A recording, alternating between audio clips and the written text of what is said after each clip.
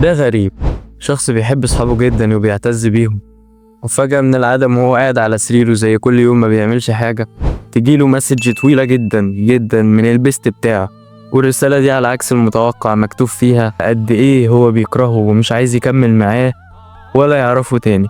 طبعا غريب هنا زعل جدا، والفكرة ان الرسالة دي اتكررت اكتر من مرة وكانت بتجيله من اكتر من شخص بشخصيات مختلفة. غريب حس بالكره وانه ما يتحبش، بس كمان دماغه وصلت ان الناس دي اغبياء ومش بيفهموه ولا بيفهموا طريقته. وهنا ما فكرش ولو للحظة ان الغلط ممكن يكون منه، هو كان بيرمي اللوم كله عليهم لحد ما اتدخل من العدم شخص غير له حياته. الشخص ده هو عاطف. كرنج شوية بس كمل القصة للآخر. عاطف سمع القصة من غريب وفهمها كويس، وفهم ان المشكلة منه، وان فيه بالظبط 5 اخطاء عملها غريب عشان يخسر كل صحابه. الخطأ الاول اللي كان غريب بيعمله، غريب كان بينتقد اي حاجة الشخص ده بيعملها. الشخص اللي هو صاحبه، انا دلوقتي مثلا هتكلم يعني معظم الفيديو بلسان غريب ذات نفسه وازاي عاطف قدر يحلله مشكلته، فالفيديو كله هيكون عبارة عن قصة، فخليك نكمل الأحداث للآخر. غريب عاطف عرف منه إن هو بينتقد أي حاجة اللي الشخص اللي معاه ده بيعملها حتى لو ملهاش أي تأثير على صحوبيته. كان ماشي بكونسبت اللي هو أنت بتعمل حاجات مش مؤثرة عليا خالص ولا مؤثرة على صحوبيتنا ولا علاقتنا خالص، بس أنا هنتقدها بشكل ما. بيقول كنت بتريق وكنت بسخف حتى لو الحاجة دي مليش أي علاقة بيها، حتى لو ما كنتش اعرف الشخص اللي معايا ده بيعمل اصلا الحاجة دي ليه ولا لامور ايه، بس انا كان لازم احشر نفسي فيها وانتقدها واسخف عليها واتريق عليها باي شكل ما. كان بيفضل يسألهم انتوا ليه بتعملوا الحاجة الفلانية، او ليه بتتصرفوا التصرف الفلاني، او ليه بتقولوا كذا، وبيقول انا اصلا مش مهتم. كان بس بيسأل وبينتقد على حاجة هي اصلا مش من حقه انه يعرفها، لان المفروض احنا كاصحاب اسألك على حاجة تخص صحوبيتنا تخص علاقتنا مع بعض، بس المفروض ان الحاجات اللي انت بتعملها انا ماليش الحق ان انا اتدخل فيها او اكلمك عليها بطريقة مش كويسة. الخطأ التاني اللي كان بيعمله غريب، غريب كان بيحاول يخلي صحابه نسخ تانية منه.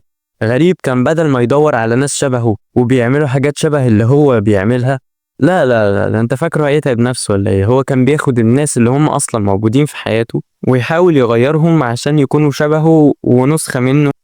عاطف قال له إن الحاجة دي مضرة جدا ليك ومضرة ليهم، كان لازم تحط في دماغك قبل ما تعمل كده إن هم عمرهم ما هيتغيروا عشان، ولا عمرهم حتى هيتغيروا عشان يبقوا شبهك. كان الصح إن أنت تدور على ناس أصلا كانت تشبهك من الأول، مش هدور على ناس أصلا مش شبهي وأحاول أغيرهم إن هم يبقوا شبهي أو حتى يبقوا نسخة مني. غريب يا غريب والله. الخطأ التالت وده وحش قوي بقى، إن غريب كان بيتكلم على الناس وحش وهو قاعد معاهم. يعني كان بيتكلم على قد ايه هو مثلا بيكره ده وبيكره ده وبيكره ده. طب يا ابني انت بتكره الخلق كلهم، امال بتحب مين؟ ما كانش ينفع ان هو يبين كرهه لشخص تاني قدام صاحبه ده. فالموضوع ده بيخلي صاحبه مش عارف يصاحب حد ولا عارف يصاحب الناس التانية، لان غريب معادي كل دول، فكده مش هينفع يبقى صاحب معاهم عشان هو مصاحب غريب. هي لفة بس الموضوع ده فعلا بيأثر على العلاقة بين الصحاب جدا. فكده صاحبه ده بشكل او باخر هيحس ان هو مقيد جدا، اللي هو انت كاره ناس كتير، فانت كده مقيدني، انت مخليني اصاحب ناس معينة، فانت مخليني كأني ماشي في حقل ألغام، يا اما الناس دي بتكرهك يا اما انت بتكرههم. وكمان الحاجة دي بتخوفهم لان غريب كان بيتكلم على الناس وحش، فلو في يوم تاني ما بقوش صحاب جسوات ايه اللي هيحصل؟ هيتكلم عليهم وحش ويكرههم زي ما بيكره الناس التانية دلوقتي. فده نوعا ما بيديهم إحساس بعدم الطمأنينة كده، عدم الثقة فيه، بيخليهم ما يثقوش فيه تاني، حاسين إن هو في يوم من الأيام ممكن نبقى إحنا من الأشخاص اللي هو بيتكلم عليهم وبيكرههم. فدي حاجة بتخليهم مش واثقين فيه أصلا. رابع حاجة، ودي بالنسبة لي ممكن تقتل أي علاقة تقريبا، غريب كان كل ما يقعد مع أصحابه ما يتكلمش غير بس عن الحاجات اللي هو مهتم بيها، بيتكلم عن أهدافه وبيتكلم عن طموحاته وبيتكلم عن الحاجات اللي عايز يعملها وبيتكلم عن أحلامه و كان الكونسبت بتاعه اللي هو أنا أتكلم وأحكي وما أتكلمش غير عني وأتكلم كتير، لكن لو أنت عايز نتكلم عن الحاجة اللي تخصك مش هسمعك أصلا.